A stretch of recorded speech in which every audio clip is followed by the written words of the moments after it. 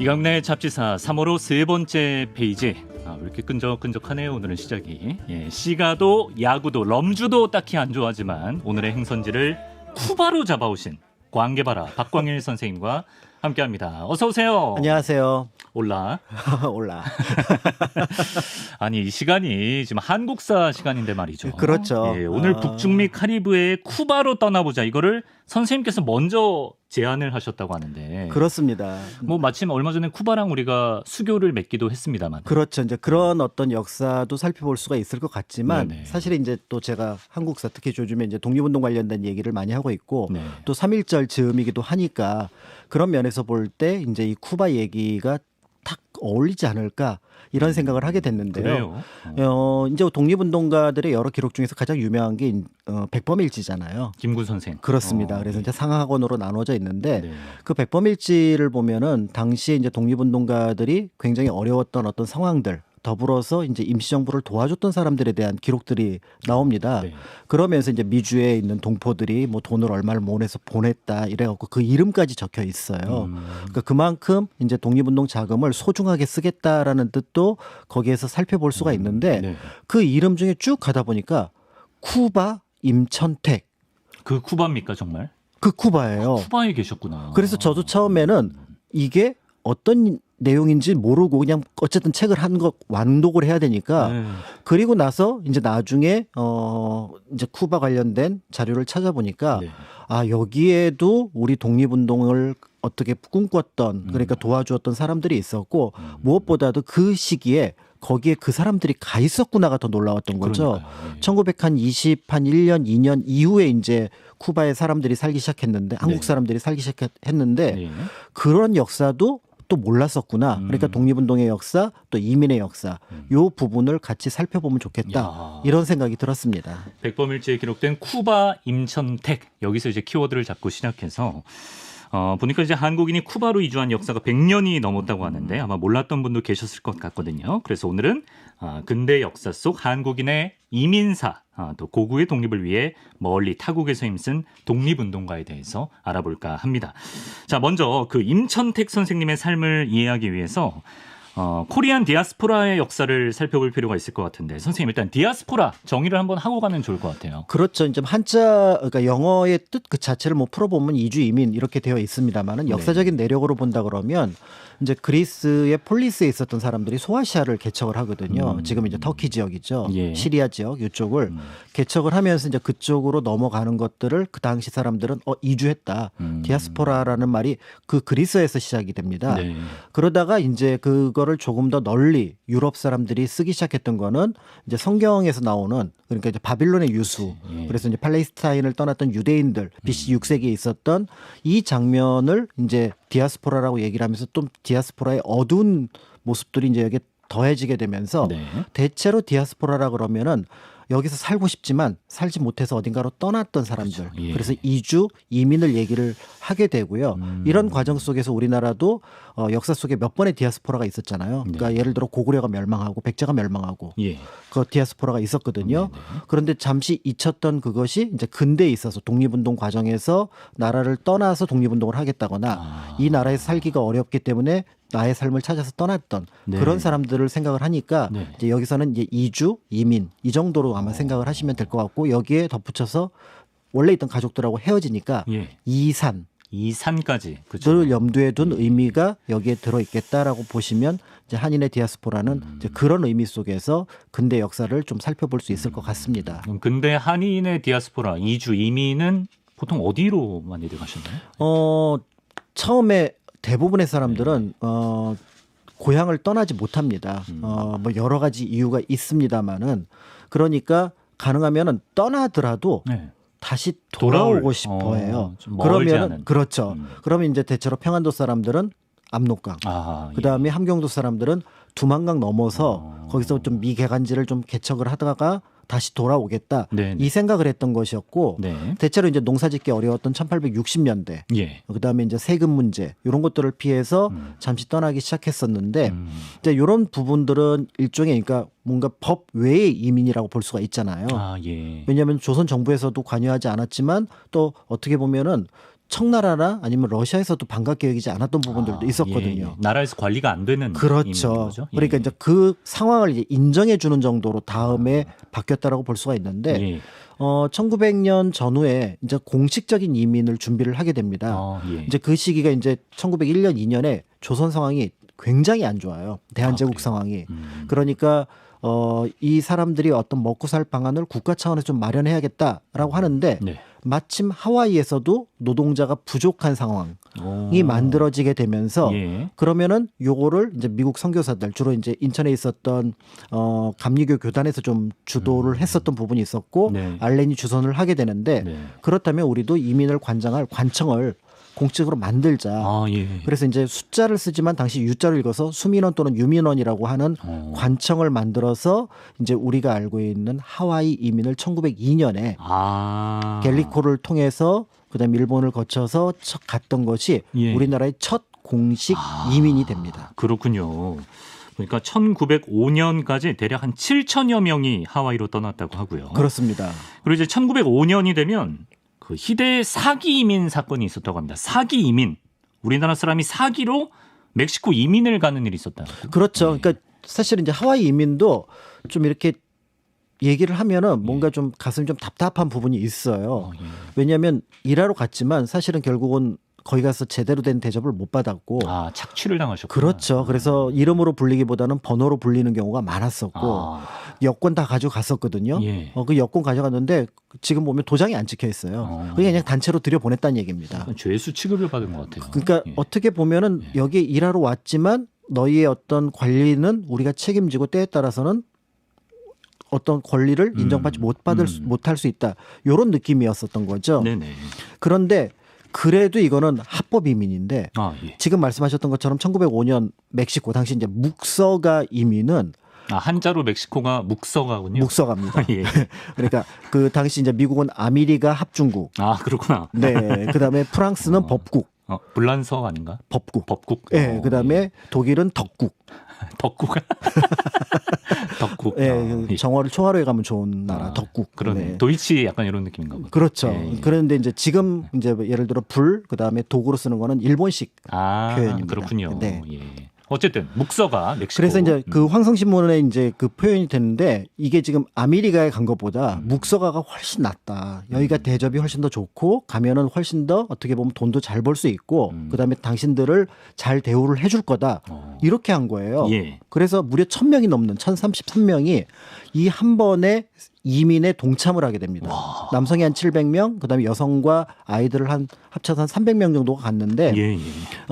얘기를 이제 들어서 가서 뭔가 꿈을 펼칠 거라고 생각했지만 거의 반노예 상태였던 거예요. 아, 묵서가 드림을 꿈꿨는데 예. 반노예 상태로. 예, 와. 반노예 상태였고 예. 실제로 거기 가서 예를 들어 하와이 이민자들은 사탕수수를 아. 이제 베는 작업들을 했거든요. 예, 예. 이거는 그래도 괜찮은데 예. 거기에 도착을 했던 용설란 용설란 약간 선인장 비슷한 거 아닌가? 맞습니다. 그래서 예. 애네켄이라고 해서 보통은 애니갱으로 애니갱. 그로 불렀던 아. 이 어려운 작업을 해야 되는 거였고 계약 기간이 한 4년이었으니까 이 계약 기간 파기하면은 또 뭐 불법이긴 하지만 벌금 예. 뭐 이런 것들을 내야 되는 거잖아요. 4년 계약이야 심지어. 예, 심지어는 이 상황이 당시 굉장히 사회 문제가 돼서 예. 대한제국에서 이거를 파악할 조사관을 묵서가에 파견됐습니다. 아, 그 당시에 멕시코까지 현지 예. 조사. 현지 조사했는데 예. 거기 브로커들의 농간에 이 조사가 제대로 이루어지지 않고 귀국해야 되는 상황. 그러니까 당시 이 상황이 일정하게 사회 문제가 될 정도였다는 점에서 그 어떤 상황들이 얼마나 열악했는지 이런 것들을 짐작해 볼 수가 있습니다. 야, 이건 거의 뭐 반노 취급을 받으면서 우리 한인들이 어쨌든 계약 기간 4년을 고생해서 다 채웁니다. 근데 그 사이에 우리나라가 이제 국권을 빼앗기면서 이제 한인들이 돌아갈 고향마저 잃게 되고요.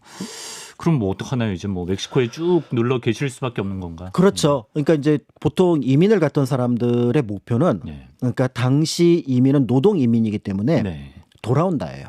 그렇죠. 그러니까 하와이에 아까 한 7,000명 정도 갔다 그랬잖아요. 네. 그 어려운 상황에서도 돈 모아갖고 돌아오신 분들이 많거든요. 그런데 이제 묵서가에 가서 했는데 딱 이 타이밍이 나라의 국권을 빼앗기니까 이분들은 돌아올 의지조차 잃어버립니다. 그래서 거기서 다시 장기 계약에 들어가요. 한 10년 정도로. 10년을 추가했어요. 네. 그래서 이제 그 10년 정도 추가로 계약을 하는데 한 10년 정도 더 있다 보니까 네. 이제 그러면서 이들에게 완전한 자유가 주어집니다. 네. 그래서 선택을 해라. 멕시코에서 계속 농사를 지을 거냐 네. 아니면 다른 지역으로 가도 된다. 근데 생각을 해보면 여기서 벌써 15년 넘게 그렇죠. 터전을 나름 일군 상태니까. 일군 상태잖아요. 예. 그러니까 그 과거에 굉장히 힘들었지만 이제 지금은 그 힘든 것조차도 익숙해진 상황이잖아요. 그리고 뭔가 새로 시작할 자신도 없고 이제는. 그렇죠. 예, 예. 그러니까 이제 그 중에서 이제 대부분의 사람들은 우리 묵서가에 남겠다라고 했는데 예. 한 288명 정도는 네. 아니야 우리는 그래도 좀 나은 데가 있대. 멕시코 앞에 네. 그 카리브해 쪽에 가면은 섬나라가 있는데 네. 풍요의 섬이라는 거예요. 용설란 안 해도 된다. 그리고 예. 하와이에서 하던 사탕수수 네. 요즘에 사탕시대 좋다. 거기 가면 돈 번다. 라고 했고 그럼 우리는 이 유카탄 반도를 떠나서 예, 예. 섬으로 간다 해서 네. 쿠바 이민이 이때 처음 이루어집니다. 그렇게 한 200여 분이 한 300명 가까운 분이 쿠바로 처음 가시는군요. 네. 근데 네. 갔는데 음, 상황이 바뀝니다. 상황이 바뀌었다니요. 1차 세계대전 이후로 네. 이 그 설탕값이 네. 급격하게 하락을 하기 시작하는 거예요. 그래서 사탕수수 수요가 뭐 떨어졌나 봐요. 그렇죠, 그렇죠. 그래서 네. 1파운드에 22센트였던 설탕값이 3센트까지 폭락을 하니까 이러면 한 6분의 1, 7분의 1로 떨어졌잖아요. 수익을 못 내죠. 그러니까 결국은 사탕수수들이 다 문을 닫고 결국 수익이 어디가 나냐면은 역시 밧줄을 만들었던 용설란 애니깽. 결국 쿠바에서도 애니깽 작업. 그렇죠. 그렇지만 이제 용설란이 밧줄 만드는 데 쓰는 예, 거구나. 그거 이제 섬유질이 예. 굉장히 질기니까 예. 그래서 이제 했는데 근데 쿠바 사람들이 놀래는 거예요. 왜요? 용설란 다루는 솜씨가. 그치. 이분들은 이제 도가 텄죠. 그러니까 예. 힘들긴 하지만 그래도 힘든 일을 해야 했지만 사실은 이제 굉장히 또 일찍 자리를 잡을 수 있었고 그리고 이제 쿠바 자체는 묵서가처럼 뭔가 이런 형식적인 압박이 없었거든요. 예. 그러면서 어쨌든 그 안에서 삶의 터전을 또 이분들이 만들어갈 수 있는 계기가 이루어졌다. 이렇게 보여지고 있습니다. 근데 좀 어처구니 없는 일이 말이죠. 아까 그 묵서가 멕시코에서도 그렇고 쿠바에서도 그렇고 현재는 일본 영사관이 우리 한인들을 일본인이라고 주장하는 바람에 하마터면 일본인으로 실제 등록될 뻔했다고. 예. 그렇습니다. 그래서 일본 영사관, 일본 대사관에서 직원들이 나와서 저 사람들은 한국인이 아니라 일본인이다. 아하. 그래서 일본인으로 등록을 해야 된다라고 하고 실제로 그 과정이 이루어지기도 했습니다. 예. 그랬더니 여기 있던 한인들이 무슨 말이냐. 우리는 절대 일본인이 아니고 예. 노 제페니스 우리는 코리안이다. 라고 얘기를 하게 되면서 이걸 밀어붙이게 되는데 이 밀어붙이는 과정을 선례가 필요하잖아요. 네네. 그걸 미국에서 가져옵니다. 미국에서 대한인국민회라는 조직이 있었는데 이들은 지금 대한제국이 멸망하기 전에 이민을 온 사람들이고 그들의 후예이기 때문에 예. 이들은 일본인으로 볼 수 없다라는 걸 미국 정부랑 교섭을 해서 인정을 받습니다. 그래서 대한인국민회가 멕시코에도 지부가 생기고 예. 쿠바에도 지부가 생기면서 자연스럽게 그들이 네. 정부들하고 협상을 합니다. 그러면서 이들은 일본인이 아니라 한국인이다. 라고 주장을 하게 되고 그거를 인정을 받게 됨으로써 예. 한인으로서의 어떤 정체성을 유지하게 되고요. 이 시기에 이제 이민자들, 우리나라 이민자들이 현지에 도착하면은 제일 먼저 하는 게 네. 학교 세우는 겁니다. 학교 한인 학교를 세우는 한인 학교 세웁니다. 그래서 한인 학교 세워서 한국 역사 가르치고요. 예. 한글 가르치고 한국어 가르치고. 그러니까 자연스럽게 쿠바, 그러니까 스페인어도 하겠지만 네. 한편으로는 한국어나 어떻게 보면 한국의 정체성을 잊지 않고 그 사람들이 생활을 유지할 수 있었던 거죠. 쿠바 민성국어학교 옛날 사진이 유튜브에 떠 있는데 태극기도 큼지막하게 걸고 단체 사진을 찍으셨네요. 예. 그렇습니다. 그래서 그런 어떤 모습들을 통해서 당시 이제 1920년대, 30년대, 40년대에도 전 세계 어디에 있던 한국인들은 한국말을 하면서 네. 자신들의 정체성이 무엇인지를 명확하게 인식하고 있었습니다. 요새 또 쿠바에서 한국어 배우는 열풍이 또 불고 있다고 하던데. 그러니까요. 저분들이 씨앗을 뿌린 게 아닌가. 그렇기도 하고요. 약간 억진가요? 네. 예, 그렇습니다. 제 생각이고요. 자, 그리고 어쨌든 그 쿠바 한인의 중심에 선 인물이 바로 이제 초반에 말씀하셨던 그 백범일지에 기록됐다는 임천택 선생인가요? 그렇죠. 예. 이제 쿠바 이민자로 볼 때 우리가 보통 1.5세대로 보거든요. 1세대도 아니고 2세대도 아니고 좀 애매하구나. 그 이유는 뭐냐면 예. 멕시코에 올 때 2살이었어요. 예, 예. 그리고 쿠바로 갈 때 그러니까 19살이었으니까 그러니까 사실은 자기 의지와 상관없이 왔지만 그렇다고 내가 여기서 태어난 건 아닌. 그렇죠. 예. 그래서 이제 1.5세대라는 표현을 쓰는데 그렇게 해서 이제 임천택 선생이 이제 그 쿠바에서 이제 활동을 하게 되는데요. 네. 이제 그러면서 앞에서 말씀드렸던 대한민국민의 과정 속에서 네. 이제 한국인의 정체성을 이제 체득해 나갔고 더불어서 이제 그 대한민국민에는 또 대한민국 임시정부랑 연결이 되어 있거든요. 아. 그러니까 이제 대한민국 임시정부를 연결을 함으로써 거기에 이제 우리가 알고 있는 독립자금을 노동을 해서 벌었던 월급의 일부를 이제 독립자금으로 보내게 되었다라는 걸 볼 수가 있고 예. 더불어서 이제 여기에서 이제 지회, 마탄사스 지회라는 것들을 운영하면서 네. 그런 것들을 통해서 이제 한국인들을 하나로 모으려는 노력을 했고 더불어서 또 이제 이 나라에서 살아가려면 언제 길어질 것 같거든요, 아, 느낌이. 예, 예. 그러면은 내 아이들 교육시켜야 된다. 라고 하면서 이제 교육에 열중하면서 또 그 나라에서 살아갈 터전을 만들어주는 것. 네. 이런 것들을 이제 해나가게 되는 거죠. 우리 한인의 정체성은 잃지 않되 또 쿠바라는 사회에서도 잘 자리 잡으신 분들인 것 같은데. 그렇죠. 특히 임천택 선생이 천도교에 깊은 감명을 받아서 뭐 천도교 관련 활동도 많이 하셨는데 당시 이제 천도교에서는 이런 식으로 독립운동 자금을 마련했다고 합니다. 이제 밥을 지을 때마다 쌀 한 숟가락을 이렇게 덜어내서 그 쌀을 모아서 조국으로 보내줬다고. 그렇죠. 예. 그러니까 이게 이제 천도교의 성미제도라는 부분이 있었는데 예, 예. 그러니까 이분이 쿠바에 있으면서도 한국 소식을 안 거예요. 그러니까 이분은 천도교랑 전혀 관련이 없는 사람인데 아, 신문을 통해서 예. 그다음에 여러 정보를 통해서 천도교를 알고 그럼 나 천도교 입교하겠어. 그러면서 거기에 천도교 교구에 해당하는 천도교 종려원에 이제 만들게 되고 그다음에 도라고 하는 덕암이라고 하는 호까지 받게 되거든요. 예.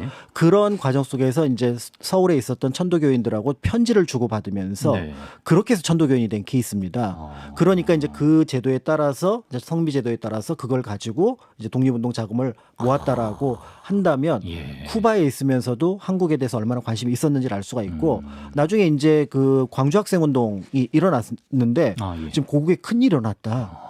그때도 그래갖고 그거를 돕기 위해서 네. 또 돈을 100달러를 모읍니다. 지금으로 치면은 달러면 수백만 원에 해당하는 큰 돈인 거죠. 큰 돈을 어. 보내서 광주 학생 운동을 돕는 뭐 예를 들어 변호사 비용이라든지 이런 것들을 쓰는데 도와달라고 또 자금을 한국에 보냅니다. 야. 근데 그 소식을 어떻게 얻는 거예요? 그러니까 뉴스하고 그다음에 우리 각 지역에서 내는 교민지가 있어요. 아, 교민지. 예, 이런 것들을 통해서 예, 예. 보냈다는 점이고 무엇보다도 이제 그거는 어렵지만 관심입니다. 그렇죠. 그러니까 당대 국외에 있었던 그 한국인들은 전부 다 한국의 독립운동, 한국의 상황, 한국에서 벌어진 일을 알고 싶어 했어요. 네. 그러면 자연스럽게 알고 싶어 하면은 그 통로가 만들어지게 되고 그 통로를 통해서 새로운 정보들을 취득해 갔던 거죠. 어떻게든 예. 당신들도 먹고 살기 힘드셨으면서. 네. 예. 그리고 또 이제 기억해야 될 분이 쿠바에서 굉장히 활발하게 활동하신 분인데 바로 임천택 선생의 아들입니다. 임은조. 스페인어 이름으로 더 잘 알려진 헤로니모 임. 이 분도 우리가 기억할 필요가 있다고요. 이분이 그 체게바라인가요? 그 책에 봐요. 그 체게바라가 산업부 장관을 지냈을 때 산업부 차관까지 했던 그렇습니다. 분이요. 와. 그러니까 정식 차관직은 아니지만 차관 역할을 했다라고 볼 수가 있는데요. 예, 예.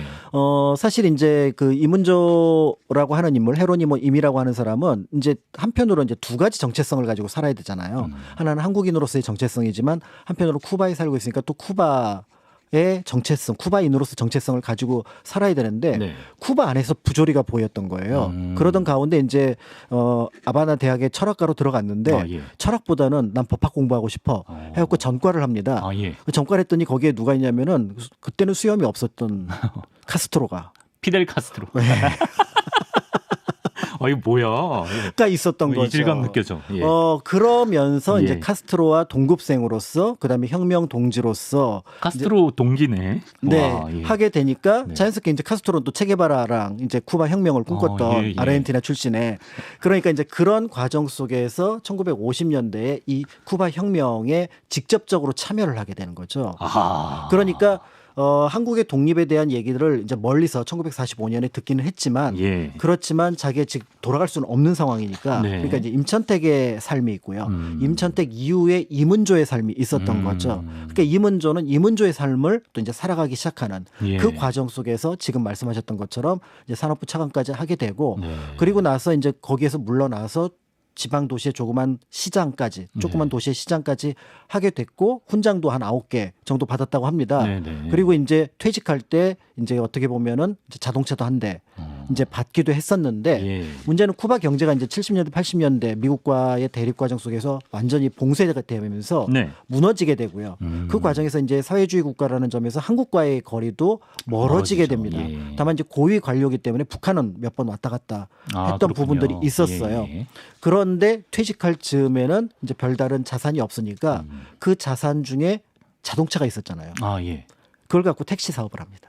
택시 사업을 예. 그리고 이제 관료직에서 내려오고 나서는 그 택시 사업을 자녀들이 이어가는 과정 속에서 네. 이제 미국에서 온 2000년대 미국에서 온 또 한국인 전우석 감독 이제 감독이 됐지만 그때는 변호사였는데 예. 이분을 태우게 되면서 이 전우석 감독이 아니 자신도 지금 미국 이민자잖아요. 예. 근데 쿠바의 한인 이민자에 대한 소식들은 잘 몰랐던 거죠. 미국인이니까. 예. 그런데 거기에 그 이민자의 역사가 있다는 걸 알고 우리가 알고 있는 영화로 이제 이 이문조라는 사람을 통해서 헤로니모임을 밝혀내게 되고요. 영화 헤로니모 전우석 감독의 작품. 그렇습니다. 예. 그런 과정 속에서 이제 자연스럽게 2000년대 이후에 이제 1995년 이후로는 약간 해빙 무드가 일어나니까 네네. 그러니까 이제 사회주의권에 있었던 활동했던 독립운동가들을 찾아내는 과정 속에서 임천택 선생이 나옵니다.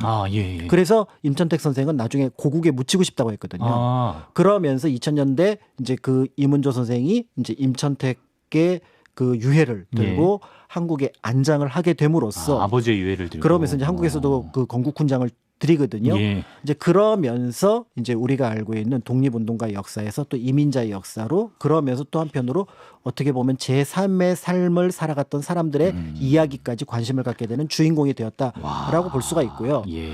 무엇보다도 이제 국외에 있는 사람들에게 한국과 관련해서 기념할 만한 기념일이 몇 개가 없습니다.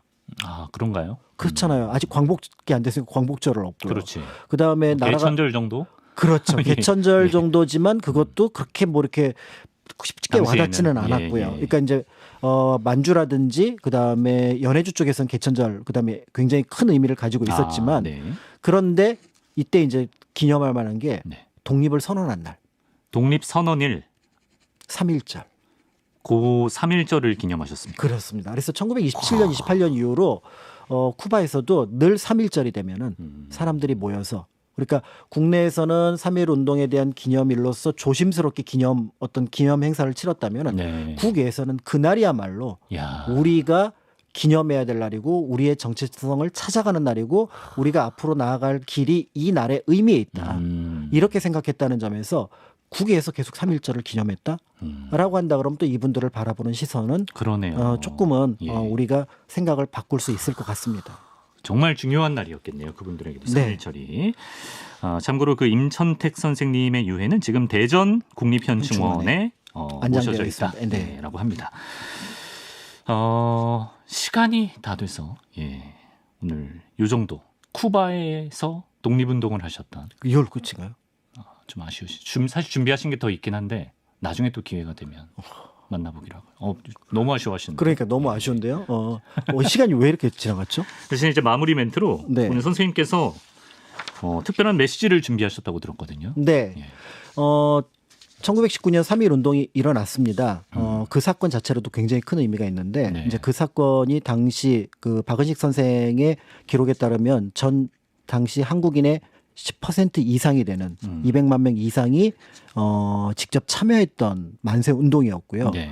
그 만세 운동을 보고 국외에서 우리 한국은 어렵겠구나라고 생각했던 독립운동가 또 한편으로 한국의 여러 면의 안타까움과 실망을 가지고 있었던 국외에 있었던 이민자들이 그 3.1운동 덕분에 다시 희망을 찾습니다. 예. 그러면서 3.1운동을 기념하는 행사가 1920년부터 곳곳에서 일어나게 되거든요. 네. 그중에 가장 대표적인 3.1운동을 기념했던 공간이 네. 1920년 상하이 대한민국 임시정부였고 예. 당시에 임시정부를 이끌고 있었던 도산 안창호 선생이 네. 그 3.1절에 대해서 이런 얘기를 합니다. 예. 아마 일본은 이 3.1절의 의미를 없애고자 할 겁니다. 그런데 그렇다면 우리가 할 일은 네. 이 3.1절의 의미를 지켜야죠. 지키고 네. 살려나가는 것이 우리의 의무가 될 겁니다. 그러니까 이 전쟁에서 누가 이기느냐. 3.1절을 없애려고 하는 세력과 네. 3.1절을 이어가려고 하는 세력에서 누가 이기느냐가 어떻게 보면은 앞으로 우리의 운명을 결정짓게 될 것입니다. 그러니까 어떤 역사의 한 사건은 야. 그 사건만으로 끝나는 것이 아니라 네. 그 사건을 이제부터 기억하는 사람, 네네. 그리고 그 사건에 대해서 부정적인 시선을 가지고 있는 사람들의 대결, 이것이 이제 시작됐다고 볼 수가 있고요. 그런 면에서 이제 3.1절 굉장히 뭐 지금은 여러 기념일 중에 하나로서 어떻게 보면은 아, 그날 하루 쉬고 지나가는구나, 입학 준비하는구나 정도로 네. 끝날 수 있겠지만 예. 그것이 가지고 있는 의미는 여전히 유효하다라고 볼 수가 있을 것 같습니다. 네, 그렇습니다. 3.1 만세 운동의 정신은 뭐 영원히 지속되는 거니까요. 한 100번이 넘는 3월 1일이 지나갔지만 아직도 우리가 좀 기억해야 될 독립운동가분들이 계시다는 거. 오늘 쿠바에서 활동하신 임천택 선생님, 또 헤로니모임 이문조 선생님 이야기를 통해 좀 생각해 볼 수 있었습니다. 박광일 선생님, 오늘도 말씀 고맙습니다. 감사합니다.